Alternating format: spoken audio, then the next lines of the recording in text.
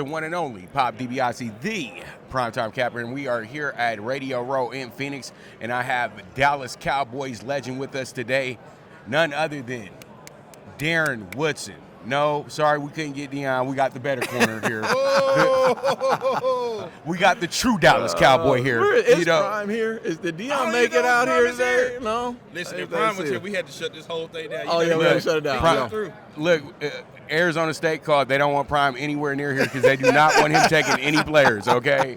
All right, Darren, how are you doing today? How's everything going? Are you enjoying? Did you just get to Phoenix today? Got here last night. Actually, I own a commercial real estate firm, and we had our company retreat in Santa Barbara. So I'm going from Santa Barbara to Phoenix and then to Dallas here at the end of the week. But it's been, look, man, I've made that transition from football to ESPN.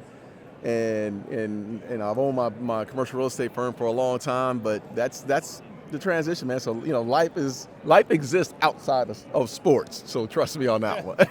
That's what I really love to hear because we're so addicted to sports in today's age and everything like that, and it's good to hear things like there's things bigger than sports. So pretty much last night we had LeBron James break an all-time record, and it became a bigger than sports moment.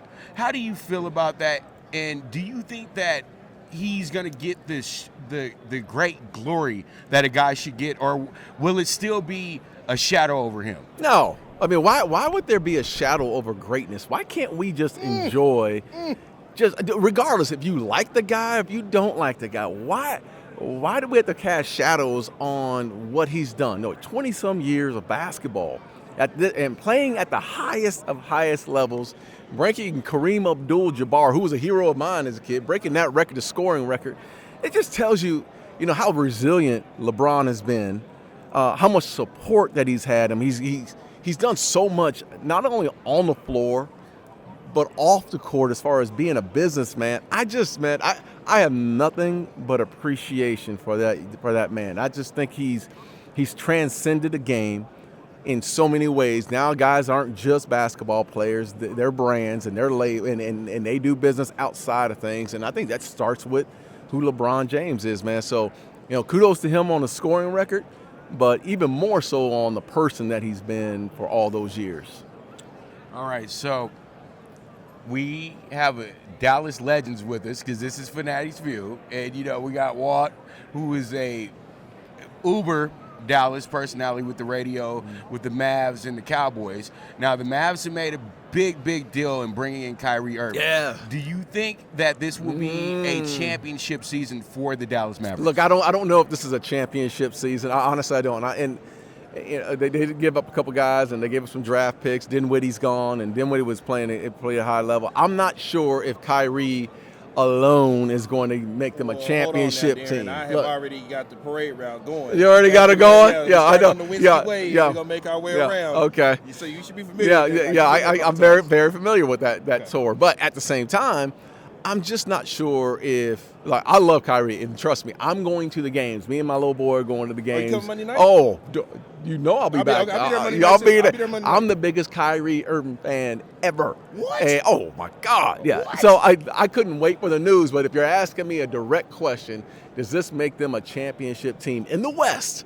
I mean, the West is, it's murderer's row, brother. It's murderer's row. I just don't know if that happens. But, yeah, I just think that they're going to play.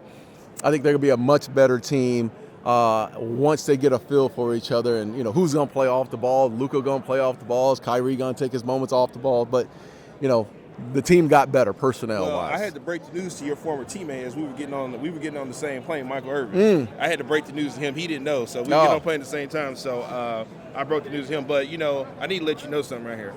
There's a lot of Cowboy haters around here. Oh, yeah. And I won't let you know that because for the past few days, I've come in here with a Dallas Cowboys polo on, and it's been nothing but fire ever since. I've had people come sit down in here in the show. I had people from Florida come get at me because they didn't like the fact that I had a Cowboys polo on. Now, today, I got a Mavericks on because it's Mavericks game day, and I got to do my halftime postgame show for the Mavericks. But I want to let you know tomorrow, the Cowboys polo is coming back. Dude, you wear that Cowboys polo. Let me tell you why.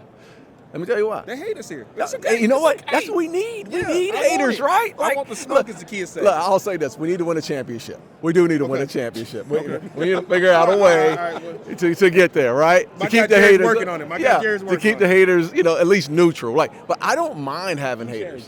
I really don't mind having haters because that means you're doing something. Right. That means that there's something about you that you're doing something, because people don't normally hate down. What do? They hate up. Yeah. They hate up, which is okay. It's okay, man. Keep the haters coming. But the Cowboys do have to win a championship at some point, man. God bless it. So, we've made some changes over there. You saw Kellen Moore. How do you feel about Kellen? How did you feel? I know you kind of there more than I am. Yeah. With the Cowboys. So how do you feel about the Kellen Moore situation and them letting him go? Look, I think that, at that level, at the NFL level, there's you got to produce. You got to have results, and especially if the team is ready and ripe to win championships. I mean, there's always going to be the scapegoat, right? They're always going to get if you don't get there, it's either going to be McCarthy, and McCarthy is like, hey, it ain't going to be me, right? So I need to shed some people and get better at certain positions. I didn't mind them letting Kellen Moore go. I think it's been the same offense. It's the same offense that Jason Garrett was running back in the day. So I didn't mind the fact of, hey, maybe we need some changes. And change is good, man. Kellen Moore may go to the Chargers and be lights out. It is what it is. But there needs to be a hard, divisive change within that organization, because whatever they've been doing is not working. They got to find a way to get there. So sometimes with disruption, you get growth, and hopefully this happens. So, I got to ask you.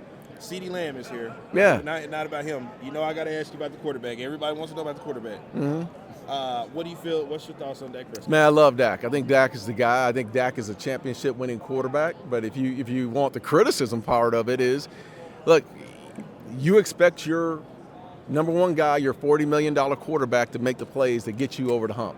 And they played a game against San Francisco. Both defenses were playing lights out.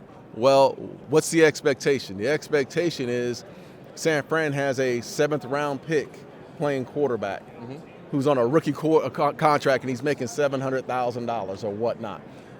The Cowboys, all things even, both defenses are playing lights out. The Cowboys got a $40 million quarterback in Dak Prescott. He's got to make the play. Right.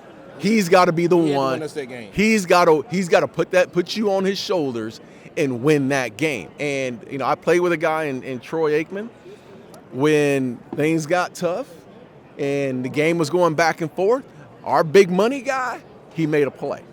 And that's what it comes down to. Well, that's a mouthful right there, but I hate to be the burden of bad news, and I got to bring your rival into this because they're actually the main characters this week here in the Super Bowl. So we got to get a little bit of Super Bowl talk in. So we got the Eagles and the Chiefs. What is the keys to victory for both of these teams? And we'll start with the Eagles first. The Eagles got to play how they play. Look, I got to be honest with you, man.